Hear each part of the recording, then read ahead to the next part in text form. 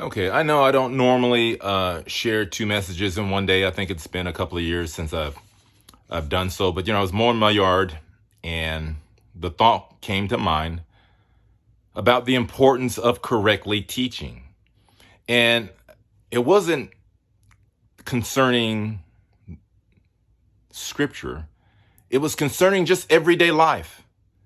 Again, Esther and I, we just came from a trip, and we flew with American Airlines. Sometimes we fly with Delta. I fly with them because I trust them. I trust that they have standards and that they're going to do it the right way. I trust that they have those who are teaching their pilots, that they're teaching their pilots to fly the plane correctly. That they don't have variations on how their standards are. Well, this teacher over here, he's going to train the pilot to fly it that way. And this teacher over here, he's going to train the pilot another way. I also have a trust that if there is a training pilot or a pilot who is training and teaching other pilots, and that if he's teaching them wrong, that someone's going to blow the whistle. That they're just not going to say Sarah, Sarah, and let it be. This is the same thing, you would hope for the same thing if someone's, cutting into your body and you're having a surgery. You would hope that that doctor was taught correctly, that he didn't have a rogue teacher, a teacher who was just doing it his own way. I mean, even in food service, it's the same thing. I thank God for the trainers and teachers I had in food service. And I soaked it in, man. I grabbed that information and I took it seriously and I studied. And I know the parameters of food safety and the correct temperatures to store food. You have to know these things. Because if you don't know, there's people that you can hurt. I remember one time I ate at a certain restaurant. I got so sick. This is 5 years ago. I got so sick I thought I was going to die. Only one time have I experienced more pain than that. It's when I had hernia surgery. That was the only time I experienced more pain than that. That's how painful it had gotten because I got so sick from the food that I ate. But you see, when you got people teaching folks to do things the wrong way, then they hurt people and possibly can kill people. If a pilot's not trained the right way, he can kill people. And then if that person is being taught and teach the wrong way, then that can just keep multiplying. More and more and more people being taught the wrong way.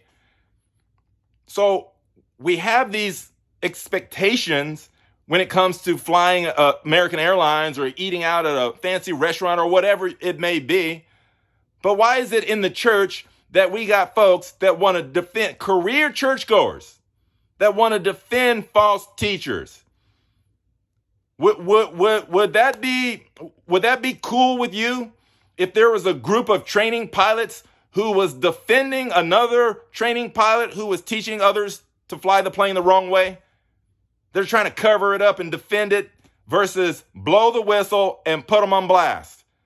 No, there's people's lives on the line. Why is it only in the church that this isn't understood? Only in the church, folks don't understand this. And this is why you hear me say this all the time.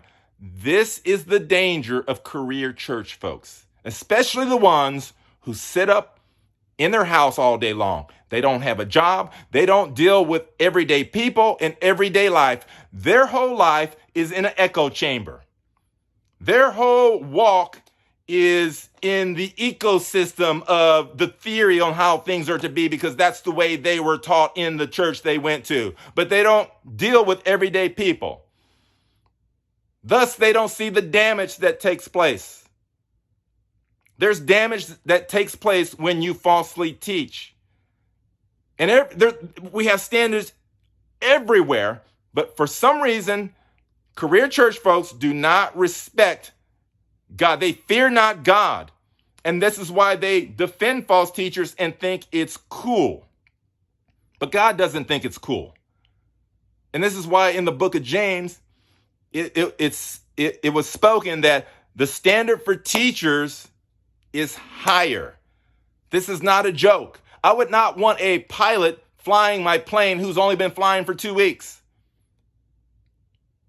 That would be ridiculous. But we got many people here on YouTube. They start just out of nowhere, just grab their camera and then they start teaching.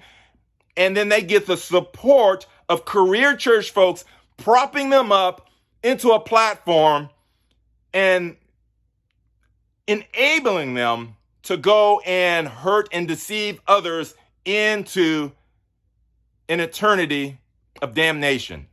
This is very, very shameful, and it's taking place all around us, and it needs to come to an end.